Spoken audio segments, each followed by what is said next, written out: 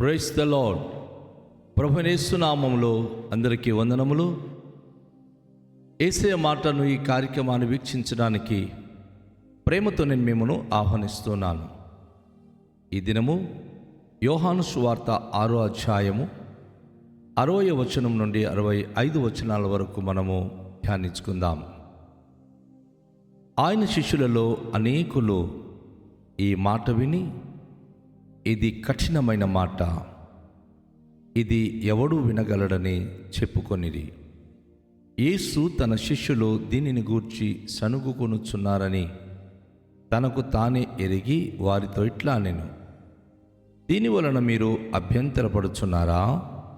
అలాగైతే మనుష్య కుమారుడు మునుపున్న చోటునకు ఎక్కుట మీరు చూచినడలా ఏమందురు? ఆత్మయే జీవింపచేయుచున్నదే, శరీరము కేవలము నిష్ప్రయోజనము. నేను మీతో చెప్పి ఉన్న మాటలు ఆత్మయు జీవమునై ఉన్నవి గాని మీలో విశ్వసింపని వారు కొందరున్నారని వారితో చెప్పాను. విశ్వసింపని వారెవరో, తను అప్పగింపబోచున్న వాడెవడో మొదటి నుండి యేసునకు తెలియను. మరియు ఆయన తండ్రి చేత వానిని బడకుంటే ఎవడును నా యొద్దకు రాలేడని ఈ హేతువును బట్టి మీతో చెప్పి తినెను. ప్రియమైన దేవునికి బిడ్డలారా, ఈ దినము దేవుని యొక్క వాక్యము మనం ధ్యానించినప్పుడు, యేసు ప్రభు ఎప్పుడైతే నా శరీరము తిని నా రక్తమును త్రాగితేనే కానీ మీలో మీరు జీవం గలవారు కారని చెప్పాడు. రహస్య శిష్యులు, అనేక మంది పరిచయులు, ఆ కపెర్నహూములో సమాజ మందిరంలో ఉన్న ప్రజలు, ఇంత కఠినమైన మాట ఎవడు వినగలడు? అసలు ఏంటి ఆయన చెప్తా ఉన్నాడు? ఆ బోధలో ఎలా మనం తీసుకోగలమని చెప్పి వారిలో వారు విభిన్నంగా మాట్లాడుకొని విభిన్నంగా దాని గురించి వారు ఆలోచించుకున్నారు. వారిలో వారు విభిన్నమైన తలంపులు కలిగి యేసును గూర్చి సణుక్కోవడం ప్రారంభించారు. యేసు ప్రభు వారు సర్వాంతర్యామి. అంతరంగంలో మనం ఏం ఆలోచిస్తున్నామో, మనము రహస్యంగా ఏం చేస్తున్నామో, ఏం మాట్లాడుతున్నామో, ఏమి ఆలోచిస్తున్నాం కూడా యేసయ్య తెలుసుకొనగలిగే ఆయన అంత శక్తివంతుడు. అందుకే ఆయన సర్వాంతర్యామి అని మనం చెప్పగలము. అందరి అంతరంగంలో ఏం జరుగుతుందో చెప్పగలిగిన శక్తి యేసయ్యకు ఉంది. అయితే యేసు తన శిష్యులు దీనిని గూర్చి సణుగుకొంచున్నారని తనకు తానే ఎరిగి వారితో ఇట్లా అంటూ, దీని వలన మీరు అభ్యంతరపడుచున్నారా? నేను చెప్పిన మాటను బట్టి మీరు అభ్యంతరం చెందుతున్నారా?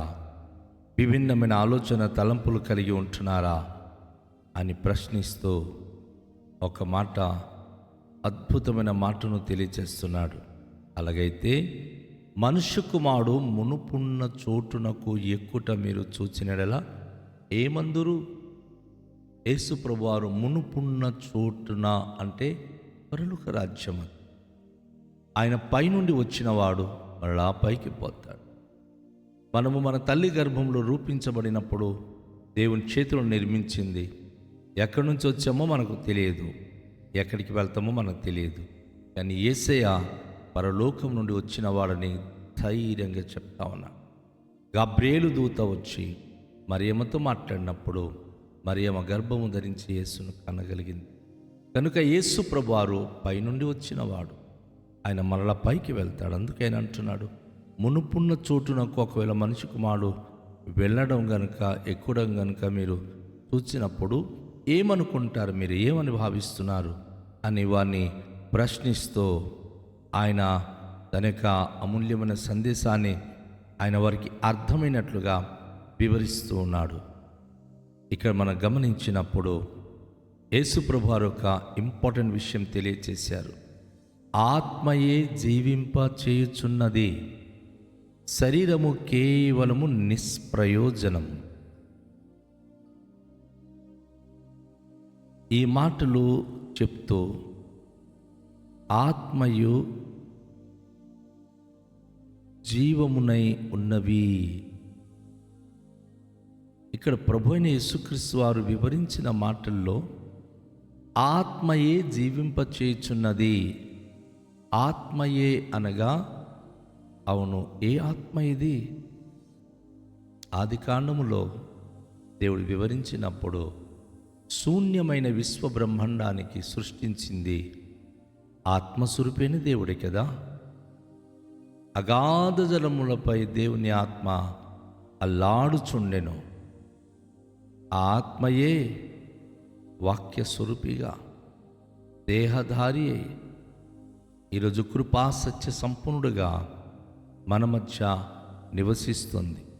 కనుక ఆ వాక్యము ఆత్మయే, ఆ దేవుడు ఆత్మయే. యేసుప్రభువారు సమరయ స్త్రీతో మాట్లాడుతూ ప్రభువే ఆత్మ గనుక ఆయనను ఆరాధించువారు ఆత్మతో సత్యముతో ఆరాధింపవలెను అంటాడు. మనం గమనిస్తున్నాం, ఆత్మ జీవింపచేయుచున్నది అనగా దేవుని ఆత్మ అది జీవింపచేస్తుంది. కానీ మట్టి నుండి వచ్చిన ఈ శరీరము కేవలము నిష్ప్రయోజనమైనది. ఆత్మ ఈ శరీరంలో ఉంటేనే ఈ ఆత్మకు విలువ, ఈ శరీరానికి విలువ. మనలో ఉన్న ఈ శరీరము అది ఆ మట్టి నుండి వచ్చింది. చాలామంది మట్టిని పూజిస్తారు, కానీ మనలో ఉన్న ఆత్మ దేవుణ్ణి గ్రహించలేకపోతున్నారు. సత్యస్వరూపి అయిన దేవుని ఆత్మ మనలో నివసించి దేవుని మాటలే తెలియచేస్తుంది. అందుకే ప్రభు అంటున్నాడు, నేను మీతో చెప్పుచున్న మాటలు ఆత్మయు జీవమునై ఉన్నది.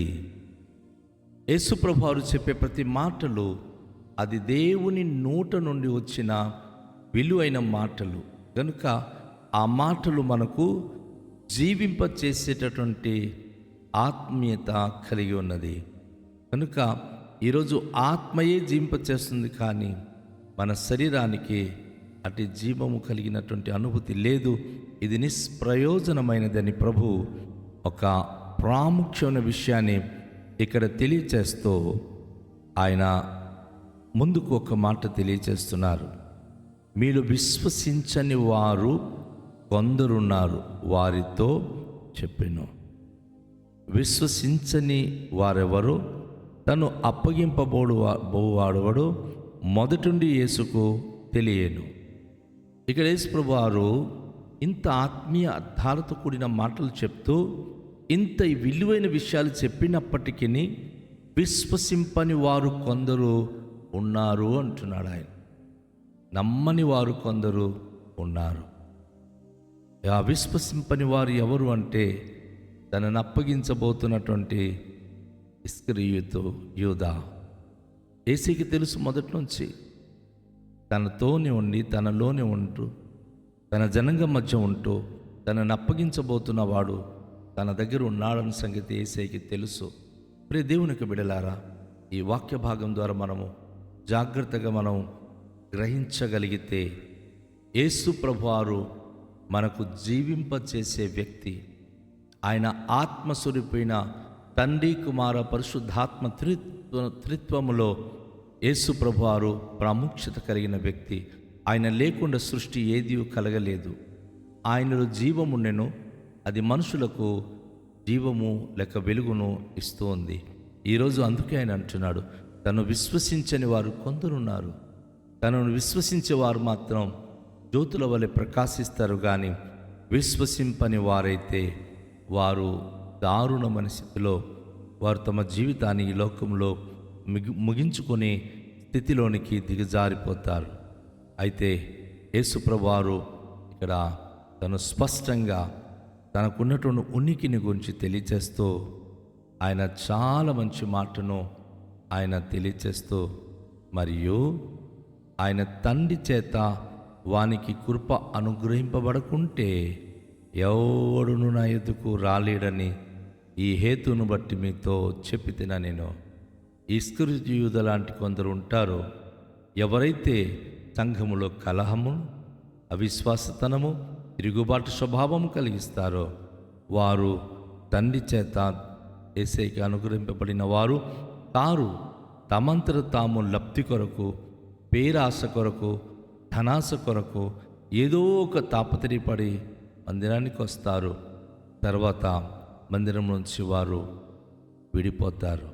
అయితే యేసు ప్రభు దగ్గరికి వచ్చినటువంటి ఏ ఒక్కరైనా ఇక మనం గమనించాలి, తండ్రి చేత నాకు అనుగ్రహింపబడిన వారు, తండ్రి చేత కృప పొందిన వారు యేసయ్య దగ్గరికి వచ్చినప్పుడు వారు ఎప్పటికీ దూరం అవ్వరు. అందుకే యేసయ్య మాట క్లియర్గా అంటున్నారు, ఆయన తండ్రి చేత వానికి కృప అనుగ్రహింపబడకుంటే ఎవ్వడును నా ఎదుకు రాలేడని హేతువును బట్టి మీతో చెప్పితేనే. నేను తండ్రి యొక్క అనుగ్రహం ఉంటేనే, తండ్రి కృప చూపిస్తేనే యేసయ్య దగ్గరికి వచ్చి, మందిరానికి వచ్చి యేసయ్యతో కలిసి చక్కగా జీవిస్తారు. తండ్రి యొక్క కృప, తండ్రి యొక్క చిత్తము లేకపోతే మందిరంలో ఎవరు కూడా మంచిగా ఉండలేరు. చాలామంది మందిరానికి వస్తారు కానీ దేవుని దగ్గరికి వస్తారే కానీ వారు దేవుని యొక్క సన్నిధిలో ఉండలేరు. వారి కాళ్ళు దేవుని మందిరంలో ఎప్పటికీ స్థిరంగా ఉండదు. ఎప్పుడు ఏదో ఒక కుట్ర పన్నుకుంటూ, అంటే వారు తండ్రి చేత ఏర్పరచబడిన వారు కారు. తండ్రి చేత ఏర్పరచబడిన వారికి ఉన్న లక్ష్యం ఏమిటంటే, తండ్రి కృప పొందిన అనేక మంది తండ్రి అయిన దేవుని మందిరానికి రావాలి, తండ్రితో ఉండాలి, క్షమాభివృద్ధి పొందాలి. అది వారికి ఉన్న లక్ష్యం.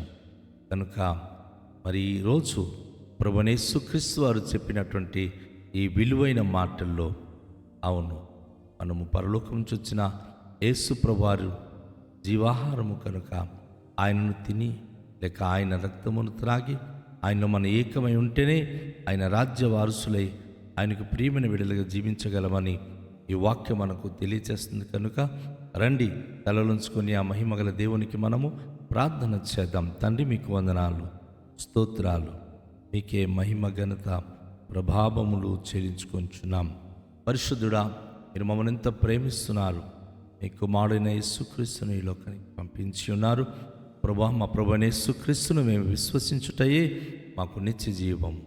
తండ్రి, మా జీవితాల్లో మా ప్రభువును హత్తుకొని, మా ప్రభువును ఆరాధించి మీ మహిమ కొరకు జీవించే భాగ్యవంతులుగా కృప చూపించుమని ప్రభా, ఈ దినము ఈ వాక్యం విన్నటువంటి వారు మీ పట్ల పరిపూర్ణ విశ్వాసం కలిగి ప్రభా మీ యొక్క దయలో నడిచే భాగ్యం దయచేయమని, మీ యొక్క కృపగల హస్తముతో ఆదరించమని యేసు నామములో ప్రార్థిస్తున్నాము తండ్రి, ఆమేన్. అందరికీ షాలోమ్. ప్రభు మనను దీవించునుగాక.